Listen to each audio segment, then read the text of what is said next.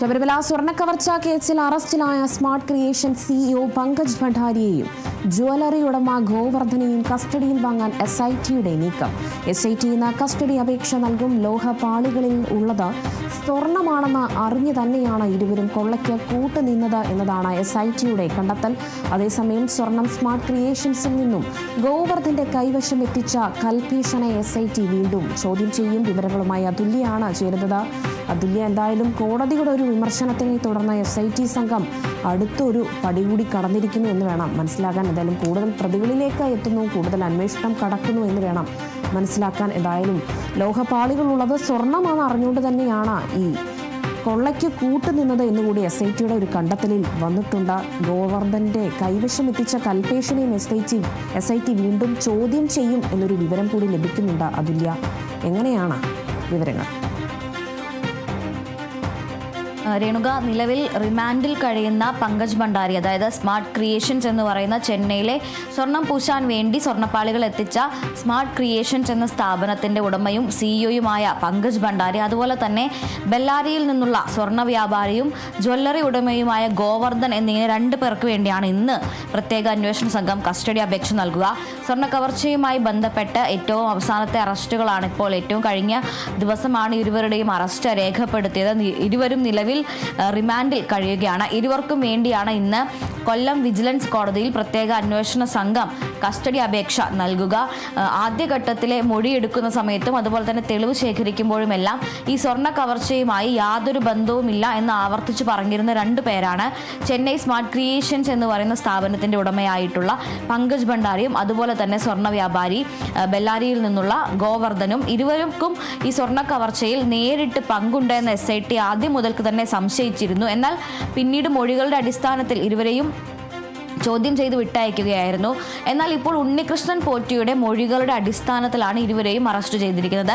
ശബരിമലയിൽ നിന്ന് കവർച്ചയ്ക്കായി കൊണ്ടുപോയ സ്വർണ്ണപ്പാളികൾ, അവ സ്വർണം പൂശാൻ എത്തിച്ചത് ചെന്നൈയിലെ സ്മാർട്ട് ക്രിയേഷൻസിലാണ്. ഈ സ്മാർട്ട് ക്രിയേഷൻസിൽ വെച്ച് ആദ്യം ഈ ലോഹപ്പാളികളിൽ ആദ്യം പൂശിയ സ്വർണം വേർതിരിച്ചെടുക്കുകയും ആ വേർതിരിച്ച സ്വർണം ബെല്ലാരിയിലുള്ള ഗോവർദ്ധനന്, അതിന് റോധം ജ്വല്ലേഴ്സിന്റെ ഉടമയായിട്ടുള്ള ഗോവർദ്ധനന് കൈമാറുകയും ചെയ്തു എന്നാണ് SIT കണ്ടെത്തിയിരിക്കുന്നത്.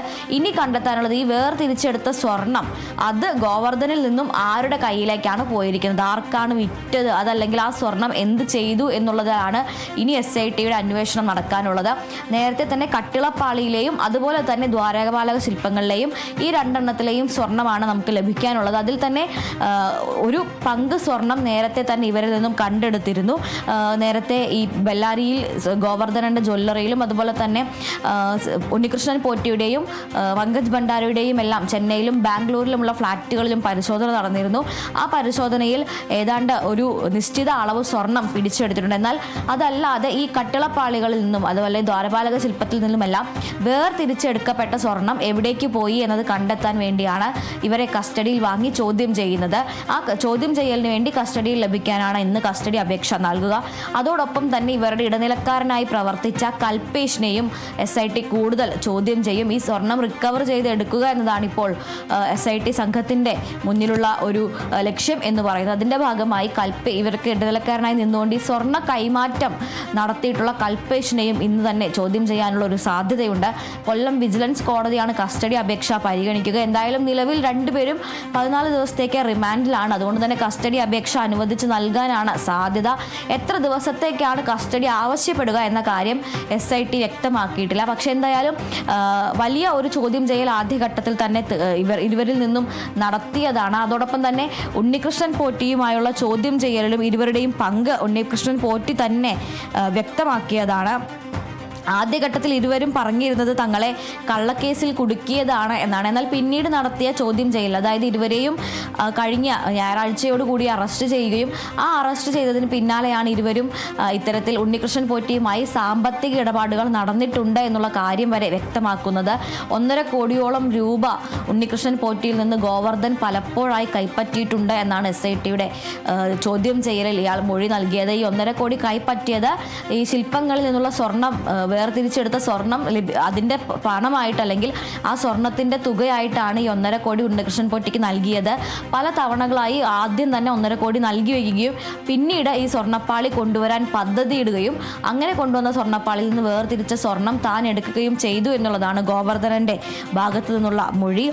അതേസമയം ഈ പണം നൽകിയതിൻ്റെ തെളിവുകൾ, ഉണ്ണികൃഷ്ണൻ പൊറ്റിയുമായി നടന്ന വിവിധ സാമ്പത്തിക ഇടപാടുകളുടെ തെളിവുകൾ, അതിൻ്റെ രേഖകൾ, ഡിജിറ്റലായിട്ടുള്ള രേഖകൾ അടക്കമുള്ളവ SIT സംഘത്തിന് ഗോവർദ്ധൻ നൽകിയിട്ടുമുണ്ട്. ആ ഒരു സാഹചര്യത്തിൽ ഇന്നത്തെ ഇനി ആ രേഖകൾ, അതിൻ്റെ തെളിവുകൾ, അവയിലുള്ള ഡേറ്റ്, അതായത് എന്നെല്ലാമാണ് ഈ ഇടപാടുകൾ, പണ കൈമാറ്റം നടന്നിരിക്കുന്നത്, ഇവയെല്ലാം മുൻനിർത്തിക്കൊണ്ടായിരിക്കും ഇവരെ ചോദ്യം ചെയ്യുക. അതോടൊപ്പം തന്നെ ഗോവർദ്ധനൻ്റെ ജാമ്യാപേക്ഷ കൂടി ഹൈക്കോടതിയിൽ നൽകിയിട്ടുണ്ട്. ആ ഹൈക്കോടതിയിൽ ജാമ്യാപേക്ഷ പരിഗണിക്കുന്ന കാര്യത്തിലും ഇന്ന് തന്നെ നമുക്കൊരു തീരുമാനം അറിയാൻ കഴിയും. എപ്പോഴായിരിക്കും ഗോവർദ്ധനൻ്റെ ജാമ്യാപേക്ഷ പരിഗണിക്കുക എന്നുള്ളത്.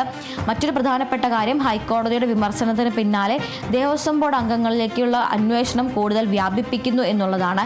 ദേവസ്വം ബോർഡിലെ പല ആളുകളിലേക്കും അന്വേഷണം എത്തുന്നില്ല എന്നുള്ളൊരു വിമർശനം കോടതി ഉന്നയിച്ചിരുന്നു. ബോർഡ് കൂട്ടായി എടുത്ത തീരുമാനങ്ങളാണ്, അതിനാൽ ഏതെങ്കിലും 1-2 ആളുകളിൽ മാത്രമല്ല ഈ അന്വേഷണം ഒതുങ്ങി നിൽക്കേണ്ടത് എന്നുള്ളൊരു വിമർശനം കോടതി ഉന്നയിച്ചിരുന്നു. അതിന് പിന്നാലെ ദേവസ്വം ബോർഡിലെ ഈ 2017-2019 മുതലുള്ള ആ ഒരു പത്മകുമാറിൻ്റെയും അതുപോലെ തന്നെ N വാസുവിൻ്റെയും കാലഘട്ടത്തിൽ ദേവസ്വം ബോർഡിലുണ്ടായിരുന്ന മറ്റ് ഉദ്യോഗസ്ഥർക്കെതിരെയും അന്വേഷണം നീളും. അതിൽ പലരുടെയും ചോദ്യം ചെയ്യലും അതുപോലെ തന്നെ പരിശോധനയും ഇന്നുണ്ടാകാനാണ് സാധ്യത. അങ്ങനെയെങ്കിൽ കൂടുതൽ അറസ്റ്റ്, ദേവസ്വം ബോർഡ് അംഗങ്ങളിൽ കൂടുതൽ പേരുടെ അറസ്റ്റിലേക്കും SIT കടന്നേക്കും.